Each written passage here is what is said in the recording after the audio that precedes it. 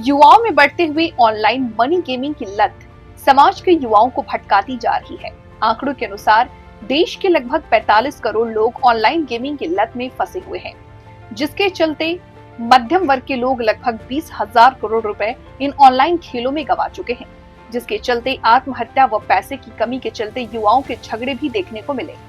इसी के चलते केंद्र सरकार ने promotion and regulation of online gaming bill 2025 को राज्यसभा में पारित कर दिया, जो लोकसभा में पहले ही पारित हो चुका था। इस फैसले का भिवानी के युवाओं व प्रबुद्ध जनों ने स्वागत किया है। इस बार में जानकारी देते हुए छात्रा प्रिया, छात्र सुमित व अमन तथा शिक्षाविद डॉक्टर मंगत राम ने बताया कि ऑनलाइन गेमिंग को बंद करने को लेकर सरकार का ये अच्छा कदम है। इस कानून के बनने से युवाओं को इस लत से छुटकारा मिलेगा। इससे अब युवाओं की ऊर्जा भी बचेगी और उसको फिलहाल व मेंटल हेल्थ अच्छी रहेगी, क्योंकि फिजिकल और मेंटल ठीक रहना बहुत जरूरी है। ऑनलाइन गेमिंग में काफी समय मोबाइल पर बिताते हैं तथा परिजनों का पैसा भी ऑनलाइन गेमों में बर्बाद करते हैं। इस कानून के बनने से न केवल युवाओं बल्कि उनके अभिभावकों में भी खुशी है। गवर्नमेंट ने ये बहुत अच्छा किया कि जो ये ऑनलाइन गेम्स हैं ये बैन कर दिए, क्योंकि ऑनलाइन गेम्स की वजह से बहुत सारे जो स्टूडेंट्स हैं वो ना तो स्टडीज़ पर ध्यान दे पाते थे, हमेशा फ़ोन पे ऑनलाइन गेम्स पर ही ध्यान देते थे, जिससे पैसे का भी नुकसान होता था और जो बच्चे की मेंटल और फिज़िकल दोनों हेल्थ ख़राब होती थी। ऑनलाइन गेम्स की वजह से ये एडिक्शन की तरह वर्क करता है, जो अगर किसी को होगी तो ये बहुत मुश्किल हो जाता है इससे छुटकारा मिलना। और ये ऑनलाइन गेम्स बहुत ही इफेक्ट डालता है बच्चे के ऊपर। ये जो फैसला है ये ठीक है। गवर्नमेंट ने बहुत ही अच्छा फैसला लिया है कि ऑनलाइन गेम्स को बैन करने का। मेरा नाम सुमित है और जैसे कि हमें पता है कि संसद में हमारे जो ये पास हुआ है कि ऑनलाइन गेमिंग को बंद किया जाए, बैन किया जाए। ये मतलब सरकार ने बहुत ही अच्छा किया है, क्योंकि जो ऑनलाइन गेमिंग है वो बच्चों के लिए बहुत ही बड़ी डिस्ट्रैक्शन है। इससे बच्चे बहुत भटक रहे हैं, उनका पढ़ाई में मन नहीं लग रहा, सारा दिन फ़ोन लेते हैं।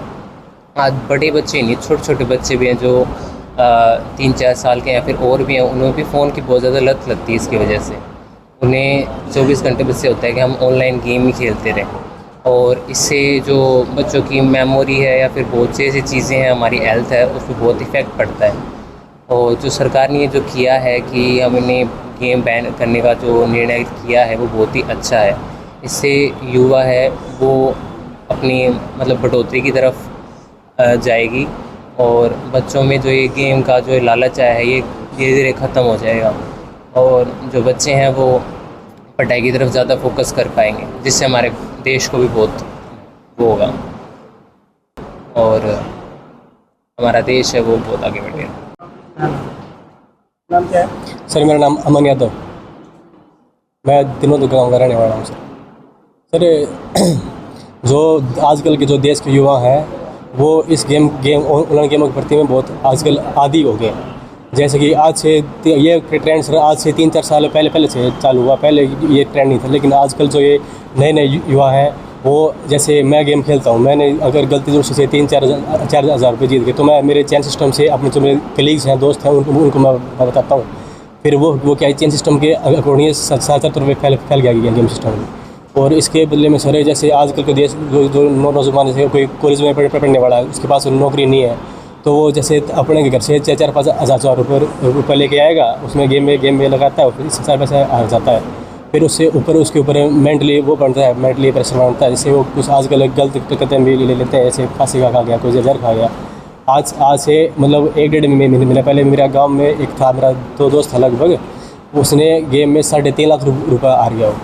उसके पास वैसे थे भी नहीं, ऐसे आपसे ले लिए, मेरे से ले लिए, उसने ऐसे उठा हो के कर्जा कर सर पे, फिर बाद में फांसी खा गया। उसके घर पे वो इकलौता था। लेकिन जो एक गवर्नमेंट ने जो नियम पास किया है, ये बहुत अच्छा नियम पास किया है, इससे आगे वाले टाइम पे इसमें रोक लगी और जो नौजवान को पता चलेगा कि ये गेम खेलना ठीक बात नहीं है। मेरा डॉक्टर मंगत राम। तो क्या कहेंगे जो? सर मेरा मानना यह है कि हमारे भारत का युवा पहले ही अपने पद से भ्रमित हो रहा था, और जैसे हम देख रहे हैं दिन प्रतिदिन नए ऑनलाइन गेम्स आ रहे थे। जो बच्चा था वो पढ़ाई से दूर हट के ऑनलाइन गेम्स में 1 रुपये का 2 रुपये करने जा रहा था, 100 के 200। इसके चक्कर में बच्चों ने अपनी ज़िंदगी ख़राब कर ली थी। कभी ऑनलाइन गेम्स के नाम पे, कभी पैसे कमाने के नाम पे बहुत धोखा हो रहा था बच्चों के साथ। कई कई लाखों करोड़ों रुपए बैटिंग्स में लगाते थे। जब ये मैच वगैरह होता है तो किसी भी शहर ऐसा नहीं रहा जिसमें ऑनलाइन गेम्स में बच्चे पैसे ना लगाते हो। फिर वो बच्चे जब अपना पैसा हरा देते हैं, अपने माँ बाप की प्रॉपर्टी को खो देते हैं, फिर वो आत्महत्या की तरफ जाते थे।